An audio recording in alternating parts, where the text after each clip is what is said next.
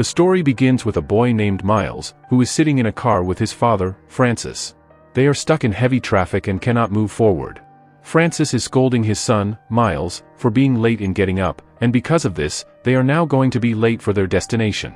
Miles becomes very upset with his father's scolding and, frustrated, decides to leave. Francis gets anxious, wondering where his son is going, and so he follows him through the traffic. Suddenly, there is a disturbance inside an ambulance, with strange noises coming from it.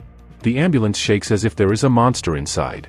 Seeing this, Francis becomes frightened and hides behind the car with his son, Miles. At that moment, the door of the ambulance bursts open, and several staff members fall out. From the ambulance emerges a strange creature, half human and half bird. Its arms and legs look bird-like, and it appears as though its DNA has mutated in some way, blending human and animal traits. This mutated creature kills all the staff members and climbs up to the top of a building. People stuck in traffic are terrified, as they've never seen anything like this before. After this, Miles and Francis leave the area and head straight to a hospital.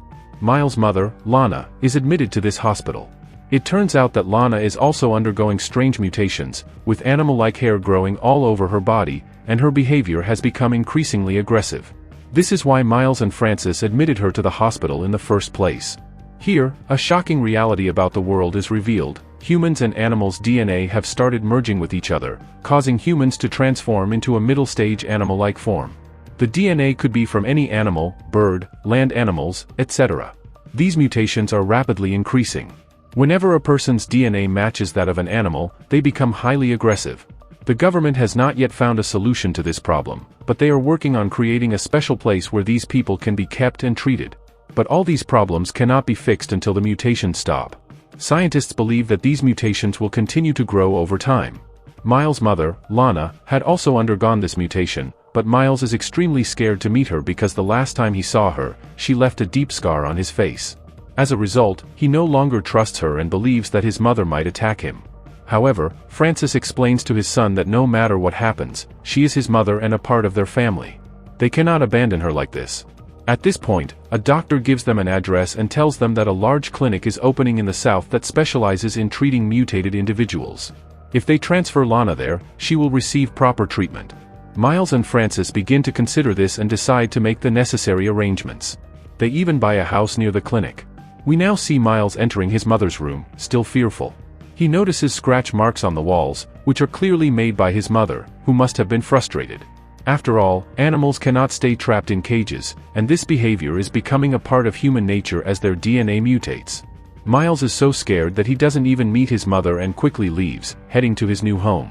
At his new school, Miles is introduced by the teacher to the class. She talks about him and his family, but Nina, a girl in the class, starts asking him strange questions. She keeps probing about his family, asking about his mother and father. Miles, not wanting to let anyone know that he belongs to a family of mutated people, lies and says that his mother is dead. He doesn't want anyone to form any assumptions about his family. After class, when Miles returns home, there is heavy rain. Miles is asleep at home when the storm rages outside. Due to the extremely cold storm, Miles wakes up. While looking outside, he suddenly sees a strange mutated man whose entire body has turned into an animal form. Miles screams in terror and quickly runs away. However, when he turns the lights back on and goes outside to check, the creature is nowhere to be seen. Miles thinks that he will tell his father, Francis, about this when morning comes. The next morning, the scene is full of rescue officers, police, and media. It turns out that an ambulance had crashed terribly during the night and went off-road into the water. Francis, frantic, rushes to the scene to find his son, Miles. The ambulance had been transporting several mutated people from one center to another, and many of them had died in the accident. Francis becomes extremely worried because his wife, Lana, was also in that ambulance. He fears that she may have been killed in the crash. Francis starts crying, thinking that his wife is gone, but Julia, an officer, reassures him, saying they haven't found Lana's body yet. There is still a chance that she escaped the crash and fled before the accident occurred. The search operation in the forest is ongoing, and they are trying to track her down. This gives Francis some peace of mind, and he leaves the site with Miles. The next day, Francis ties cloths around the forest, hoping that if Lana is still alive, she will recognize the signals and return. Even though Lana has mutated, Francis is not giving up on finding her. Meanwhile, at school, a tug-of-war game is happening between the boys and girls. The girls are winning, and the boys are losing. But suddenly, the boys all fall, and only Miles remains standing. He manages to defeat all the girls on his own. The boys gather together and finally win the game. The boys and girls are all impressed by Miles' unexpected strength. They invite him to a party that will be held that evening. As Miles walks away from the game, he's left wondering where all this newfound power came from. He continues to look at his hands, confused and troubled by what's happening to him. At this point, Miles starts feeling strange from within. He rushes home and, out of curiosity, digs into his nails. To his shock, a small claw emerges from his hand. This confirms that Miles is starting to mutate as well. Frustrated by this revelation, Miles strips off his clothes and examines his body structure, which has clearly changed a lot. It becomes evident that he too is mutating into an animal. In a fit of frustration, Miles heads to the bathtub and begins pouring water over himself. His dog, who seems to understand his condition, stays by his side, offering some comfort. Meanwhile, Francis is at a supermarket when he runs into Officer Julia. Julia tells him that the government has ordered them to pull back, and they are planning to send a military team to continue the mission. Francis is upset because there is still no news about his wife, Lana. Julia apologizes for the situation, but before they can discuss further, they hear screams coming from inside the supermarket.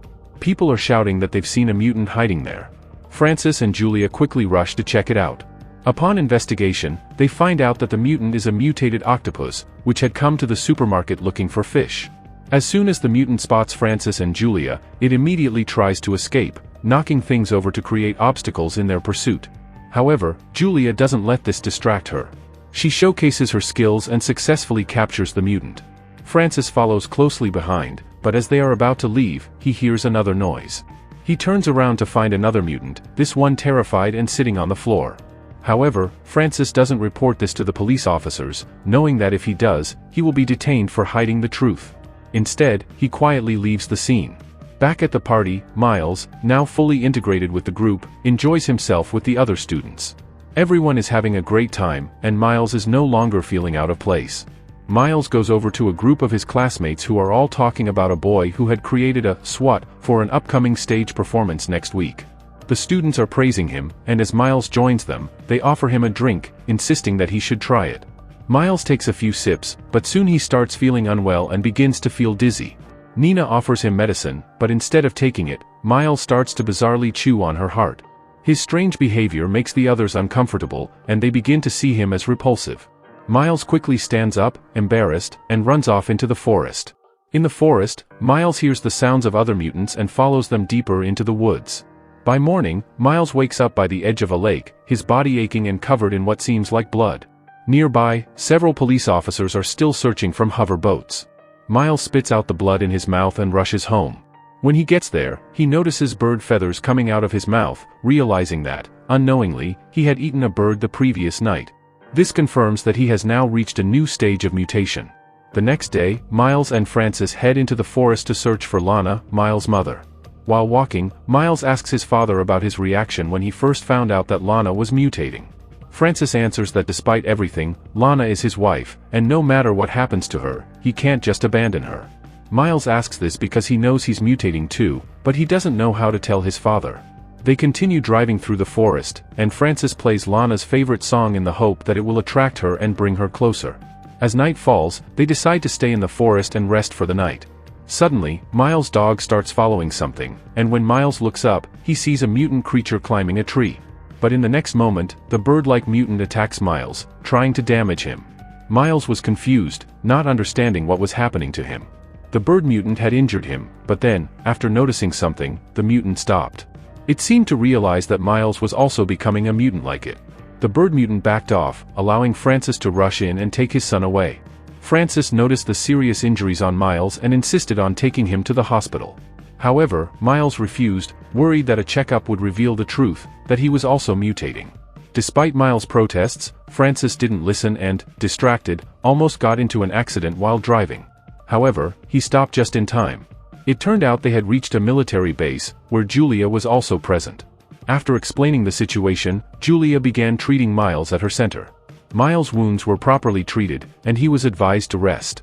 He was saved because a detailed report wasn't taken, keeping his mutation a secret for now. Once everyone left, Miles began licking his wounds, almost instinctively, like an animal.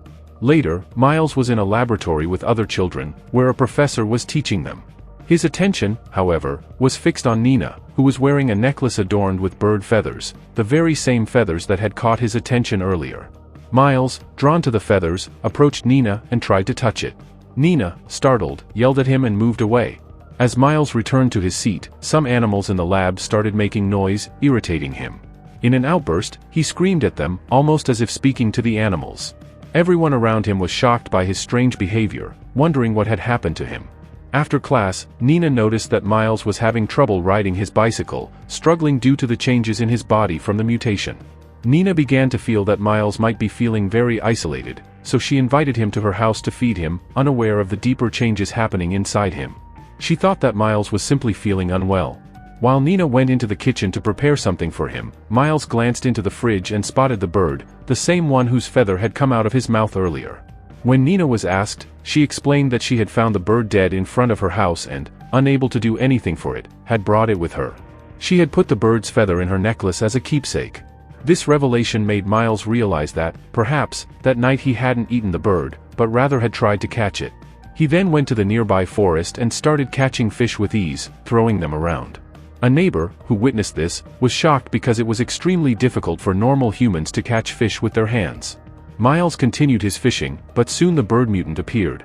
The mutant was trying to fly but was unsuccessful, resulting in severe injuries. The bird mutant, realizing that Miles was also mutating, didn't attack him but instead watched him closely. Miles understood that the mutant needed help, so he took a fish from his catch and offered it to the mutant. Afterward, Miles went to the nearby river to clean up, deciding that this might be a good spot for the mutant to practice flying without getting hurt. On his way back home, Miles was struggling to ride his bicycle, frustrated by his inability to control it. He eventually threw the bicycle and told his father, Francis, that it had been stolen. Francis started to become suspicious about his son, though he still didn't know the full truth. Meanwhile, at a bar, the owner was handing out t-shirts featuring the image of a mutant. This made Francis feel uncomfortable, as he despised mutants. Just then, while he was stepping back, a strange mutant suddenly attacked him. This mutant resembled some kind of creature, much larger than a normal human, and it became clear that something dangerous was about to unfold. The mutant creature attacked Francis and knocked him down, but Francis noticed that behind this mutant was another one, running towards the forest. Francis started to believe that this second mutant might be his wife, Lana, who had mutated. With the help of a man, he managed to push the first mutant away and began chasing the second one. However, the creature didn't cause harm to anyone and soon disappeared into the forest. As the people witnessed the mutants, the atmosphere turned tense and frightening. Francis continued his pursuit, believing the second mutant was Lana. But as he reached deeper into the forest, the mutant made strange noises and vanished, leaving Francis with nothing.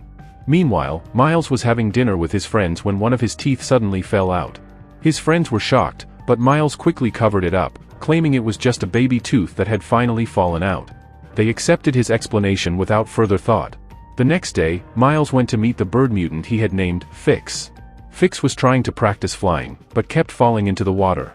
He struggled to stay afloat but was determined to succeed. When Fix rested for a moment, Miles approached him to change the bandages on his wounds.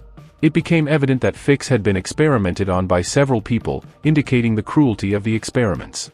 In another scene, Officer Julia and Francis, frustrated, entered the forest again to search for Lana. Francis had already seen his wife's mutated form in this very forest. As they searched, Francis suddenly found his son Miles' bicycle, which shocked him. He wondered why it was there. Francis quickly returned home with the bike. While in the bathroom, Francis noticed that the sink wasn't working properly. He took apart the pipes and, to his surprise, found some teeth and claws inside, teeth and claws that didn't belong to a human. This discovery made Francis suspicious of his son and raised the terrifying possibility that Miles was also mutating. When Miles came home, Francis gave him his bicycle and said, "Your bicycle was lying in the forest." Miles ignored him and went inside the house, but the door was locked. Francis immediately told his son, "Tell me the truth, and until you do, I won't let you inside." Miles realized what was happening, so he tried to run away, but Francis caught him tightly.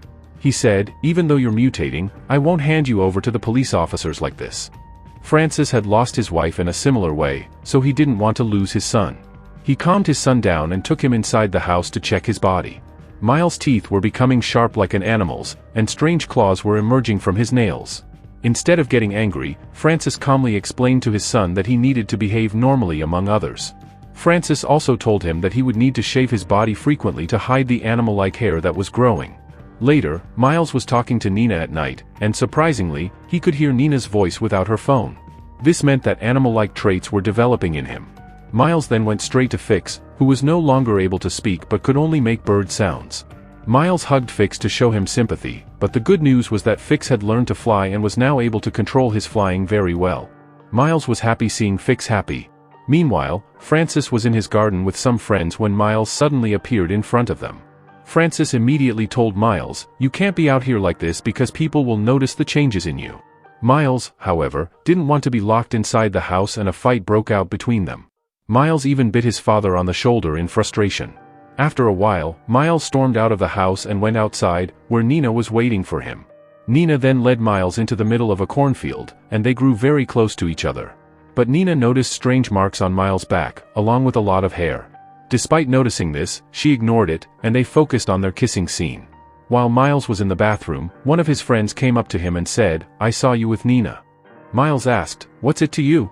But the boy started making strange sounds that only animals could hear, making them scared. Miles, in anger, pushed the boy and attacked him with his claws on his face before running away. Blood began pouring from the boy's mouth, and he went outside to tell everyone that a mutant was present. The people informed the police, and they began heading toward the cornfield with shotguns because Miles had run in that direction. Several police officers also arrived and began firing at Miles, who had just acquired the ability to fly. Fix came to help Miles, attacking the officers and killing them. He guided Miles to a safe location in the forest, but unfortunately, some officers fired at them from the air, and Fix was hit by a bullet. He fell to the ground and died. Miles went to him but couldn't do anything. Soon after, Francis and the police officers arrived and saw Fix's dead body, but Miles was nowhere to be found. A search was ordered throughout the forest for Miles. Miles slowly advanced deeper into the forest, starting to live more like an animal. Then, an unusual animal appeared in front of him, covered entirely in hair. As he got closer, Miles realized it wasn't just any animal, it was his mother, Lana. The two of them shared a lot of love, but the next day, Miles had to leave. He noticed that there were several other mutants like him hiding in the forest, living their lives in secret. Among them was a chameleon girl who stood on the trees and kept watching Miles. Suddenly, grenades started falling, and smoke filled the area, signaling that military officers had found the mutants. The chameleon girl made strange sounds that weakened all the mutants, and the military officers began capturing them, including Miles. However, the chameleon girl was the only one who escaped because she had adapted her body structure to blend into the environment. All the mutants are sent to jail, but Francis tells them that his son had drunk something the previous night, which caused his actions. When the police officer hands him papers to sign, Miles struggles to hold the pen properly and can't sign it properly. This raises suspicion in the officer, who moves to sound the alarm. At that moment, Francis starts attacking the police officer because he doesn't want his son to get caught in any trouble. He quickly stamps the papers and takes Miles with him. At the reception, he shows the papers and gets into the car, driving away. Soon, the police officers realize the truth and begin chasing them with multiple cars. Francis is seen smiling, telling Miles that no matter what happens, he won't let his son's life be in danger. Whether Miles lives like a human or like an animal, Francis wants his son to live his life on his terms. Reaching the forest, Francis opens the door and tells Miles to leave. Miles immediately starts running into the forest, shouting loudly, as if the forest has become his home. He plans to live his life with other mutants like him. And so, our story ends here.